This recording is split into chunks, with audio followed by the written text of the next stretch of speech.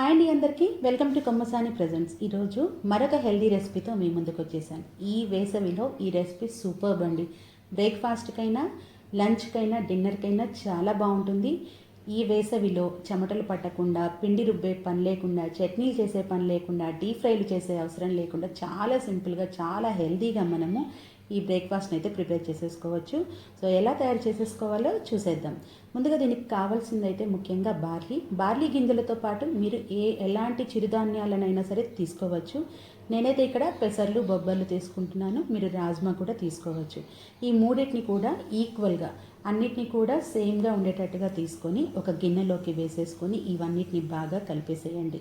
తర్వాత ఒక 2-3 సార్లు నార్మల్ వాటర్తో బాగా వాష్ చేసేసి గిన్నె నిండుగా వాటర్ వేసేసి ఓవర్ నైట్ మొత్తం నానబెట్టండి. మీరు ఒకవేళ లంచ్లోకి ప్రిపేర్ చేస్తున్నా కానీ నైటే నానబెట్టుకోండి.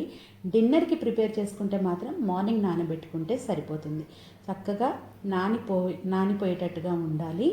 తర్వాత మరుసటి రోజు ఉదయాన్నే కుక్కర్లోకి వేసేసుకొని గింజ మునిగేటట్టుగా వాటర్ వేసుకొని తగినంత ఉప్పు వేసి 2 విజిల్స్ వచ్చే వరకు ఉడకనివ్వాలి. ఇది చాలా హెల్దీ అండి. మీరు రోజంతా కూడా మీ బాడీకి వేడి చేయకుండా ఉంటుంది, కూల్గా ఉంటుంది అండ్ మంచిగా ఎనర్జెటిక్గా, ఉత్సాహంగా వర్క్ చేసుకుంటారండి. అంత ఇదిగా పనిచేస్తుంది. నీరసాన్ని అయితే అస్సలు రానివ్వదు. కాబట్టి ఇది సమ్మర్ స్పెషల్ అనే చెప్పుకోవచ్చు.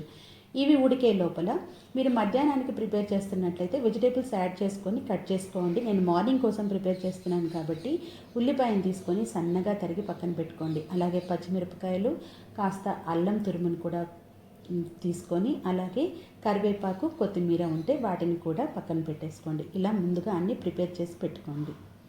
ఇప్పుడు కుక్కర్ ఆవిరంతా పోయిన తర్వాత మూత తీసి ఒకసారి చూడండి. ఇలా మెత్తగానే ఉండాలి.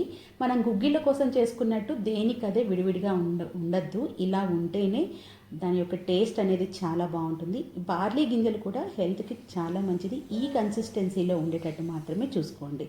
ఇప్పుడు స్టవ్ మీద మరొక ప్యాన్ పెట్టుకొని ప్యాన్ వేడెక్కిన తర్వాత 2 టేబుల్ స్పూన్ల ఆయిల్ వేసుకోండి. ఆయిల్ హీట్ అయిన తర్వాత దీంట్లోకి ఎండుమిర్చిని వేసేసుకొని మంచిగా ఫ్రై అవ్వనివ్వండి. ప్రతిదీ కూడా పచ్చిగా లేకుండా మంచి సువాసన వచ్చే వరకు ఫ్రై చేసుకుంటే టేస్ట్ అనేది చాలా బాగుంటుంది. ఇవి ఫ్రై అయిన తర్వాత దీంట్లోకి తాలింపు గింజలు వేసుకోండి.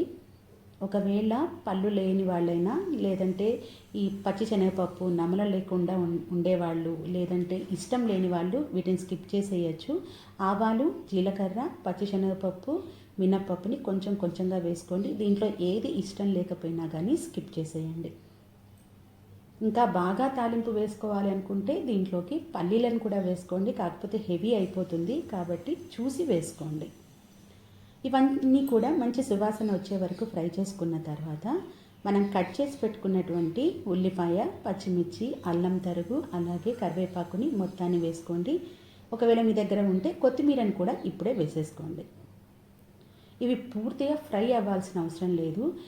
ఉల్లిపాయ కాస్త ట్రాన్స్పరెంట్గా మారితే చాలు. ఓవర్ ఫ్రై అవ్వాల్సిన అవసరం లేదు. కర్రీలకు ఫ్రై చేసినట్టు చేయాల్సిన అవసరం లేదు. కాస్త పచ్చిదనంగా ఉంటేనే బాగుంటుంది. ఇలా ఫ్రై అయిన తర్వాత దీంట్లో ఒక గుప్పెడు వరకు జీడిపప్పును వేసుకోండి. రుచి చాలా బాగుంటుంది. బార్లీ గింజల్లో మన శరీర హీట్ని తగ్గించే గుణం చాలా ఉంటుంది. కాబట్టి చాలా ఫాస్ట్గా బాడీ టెంపరేచర్ అనేది ఎక్కువగా ఉంటే తగ్గించేస్తుంది. కాబట్టి సమ్మర్లో చాలా మంచిది. బార్లీని వాటర్ రూపంలో కూడా తీసుకోవచ్చు. బరువు తగ్గాలి అనుకున్నా కానీ ఈ బార్లీ గింజలు బాగా ఉపయోగపడతాయి. ప్యాన్లో ఇవన్నీ ఫ్రై చేసుకున్న తర్వాత కుక్కర్లోకి వేసేసుకోండి. కాస్త చల్లబడిన తర్వాత ఉన్న కన్సిస్టెన్సీ కంటే కూడా కాస్త గట్టి పడుతుంది. కాబట్టి మరీ గట్టిగా లేకుండా చూసుకోండి. కాస్త వాటరిష్గా ఉంటేనే బాగుంటుంది. పెట్టుకున్న తాలింపుని మొత్తం ఒకసారి పైకి కిందికి కలిపేసి ఫ్లేమ్ని సిమ్లో పెట్టుకోండి. మొత్తం అంతా కలవడం కోసమే. మీరు పోపు వేసేటప్పుడు నూనె కంటే నెయ్యిని యూజ్ చేస్తామనుకుంటే కూడా నెయ్యిని యూజ్ చేసి తాలింపు వేసుకోవచ్చు. ఇప్పుడు దీంట్లోకి 2 చెక్కల నిమ్మకాయ రసాన్ని పిండుకొని ఒకసారి మొత్తం కలిపేసుకున్నారు అంటే tasty and healthy breakfast, lunch, dinner ready అయిపోయింది. తప్పకుండా ప్రిపేర్ చేసుకోండి.